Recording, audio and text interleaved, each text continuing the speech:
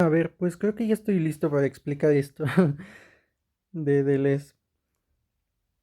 Ok, bueno, pues primero tendríamos que empezar como por una consideración que encontramos en Platón, ¿no? Empezaríamos por aquí abajo, en donde encontraríamos que el ser es siempre el mismo, ¿no? Y por lo tanto podríamos decir que lo que es y lo mismo son uno, ¿no? Eso, bueno, Platón. Sin embargo, de Deleuze, o sea, se dice que pone de cabeza a Platón, ¿no? Lo que se quiere decir con esto es que lo que hace Deleuze es retomar a Platón al final del Sofista, en donde Platón se despide, digamos, como de este considerar, digamos, como a demasiadas formas, digamos. Más bien es una reinvención, digamos, de su teoría de las formas o de las ideas, y en donde se queda él, digamos, como con cinco fundamentales, ¿no? Cinco categorías fundamentales o cinco formas fundamentales, ¿no? Que serían la de lo que es, eh, el cambio, el reposo, lo mismo y lo diferente, ¿no? Leo, sin embargo, la aporía que se encuentra Platón al final del Sofista es que si él sigue aceptando que lo que es y lo mismo son uno, se va a dar cuenta de que si también acepta que cambio y reposo son, se va a dar la siguiente paradoja, ¿no? Ya que cambio y reposo son, el cambio reposa y el reposo cambia, ¿no? Dado que ambos son y bueno, se halla, digamos, como esa contradicción, ¿no? Y entonces, bueno, o sea, esa es como la apoya del sofista, este, y justamente, ¿no? Donde ya no pueden discernir entre el filósofo y el sofista, ¿no? El ser y el no ser, ¿no? Es muy peculiar, ¿no?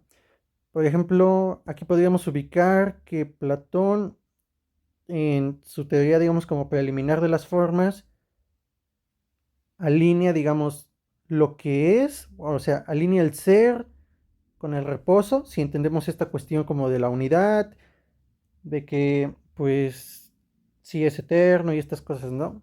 Lo que es con el reposo, con la unidad y con lo mismo, ¿no? Esto sería Platón, ¿no? Estos tres, pum, pum, ¿no? Por ejemplo, si nos vamos a Aristóteles, a partir de que Aristóteles tiene como la máxima esto de que el ser es siendo, o en otras palabras, de que el ser es en acto, o sea, podríamos incluso como considerar que él toma, digamos, esta vía, ¿no? De que alinea el ser, digamos, con el cambio, si entendido como el movimiento y estas cosas, ¿no? Bueno, estar en acto, no sé cómo sabría explicarlo, y con, pues al fin y al cabo, sigue siendo lo mismo, ¿no? Digo, la vía aristotélica, por así decirla, y si es que lo interpreté bien y tal, ¿no?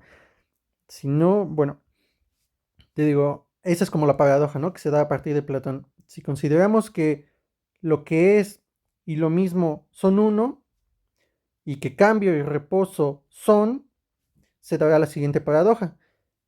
El cambio reposa y el reposo cambia, ¿no? Porque ambos siendo serían uno, ¿no? Digamos, y esa es como la paradoja platónica, ¿no? Del sofista. Y entonces es muy peculiar este Deleuze. Digo, yo no sabría decir si él psicologiza, digamos, estas formas. No sabría decir si los convierte, digamos, en personajes metafóricos o algo así. Pero, o sea, esto es como un apunte mío. Él lo que hace es hacer lo siguiente, ¿no? O sea, él hace una cosa bien locochona. Y aquí lo escribí, ¿no? El ser, en diferencia, reposa.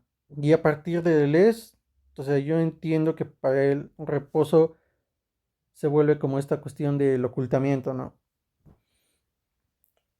Y de hecho, o sea, a partir de esto comienza a entender el ser como de un, bajo un aspecto, digamos, como negativo, ¿no? Bajo un aspecto ególatra, egoísta y bla, bla, bla, ¿no? Digamos, esta, pues sí, cualidad negativa, o sea, en un sentido detrimental, ¿no? Por así decirlo.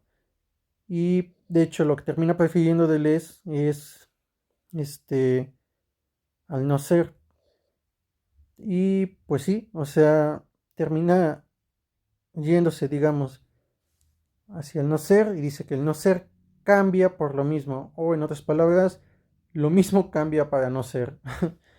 Ese es un apunte, te digo, que yo hice, te digo, no sé qué tan ah, erróneo o correcto sea, y a partir de ahí, te digo, no ser, te digo, comienza a ser entendido como un ausentarse, ¿no? En contraposición al reposo, que ahora pasa a ser como un ocultamiento. Y sí, o sea, es muy como peculiar. Digo, eso se conoce, digamos, como el colocar a Platón de cabeza, ¿no? Invertir, digamos, a Platón. Y sí, o sea, básicamente es eso. No ser, cambio, lo mismo, ¿no? Es, sería esto, que era como de Aristóteles, pero en lugar del ser, digamos, sería lo que no es, ¿no? El no ser. Y pues sí, básicamente sería eso. Y del lado, digamos, platónico del ser, sería el ser con la diferencia y con el reposo. El ser con la diferencia y el reposo. Básicamente iría como por aquí, ¿no? Así, fit. Sep. Y es que sí, o sea, es como bien curioso este Deleuze, digo, porque él, digamos, como una explicación que se da de su filosofía, más bien se le describe como un materialismo trascendental, ¿no? Y eso es debido a que, este, o sea, te lo podría, por ejemplo, decir, digamos, con Nietzsche, o sea, con la manera en que entiende él este concepto del eterno retorno de Nietzsche.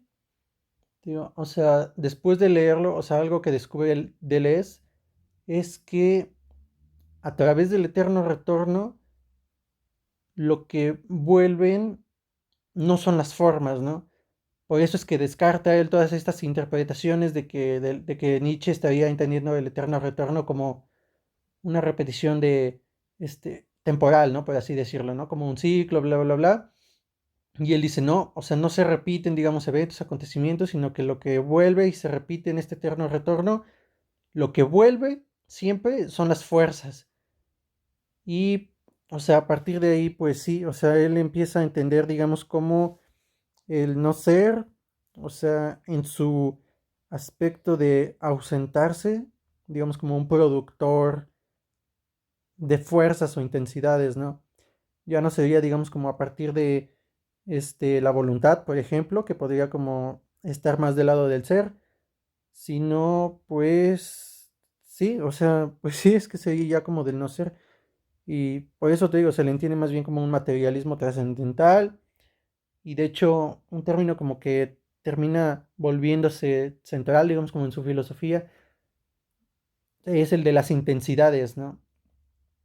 Ya no tanto, digamos, como el de una voluntad entendida como algo, como el verbo querer, ¿no? Sí, que estaría como del lado del ser. Digo, aquí más bien estarían como las cuestión de las intensidades y otro concepto que él entiende como línea de fuga, ¿no? Línea de fuga y pues no sé, o sea, son muchas cosas. De hecho, yo le entendería esta cuestión como de la línea de fuga al lado como de la introducción de las vanguardias en el siglo XX y no necesariamente a partir de las vanguardias, sino incluso desde el movimiento del impresionismo.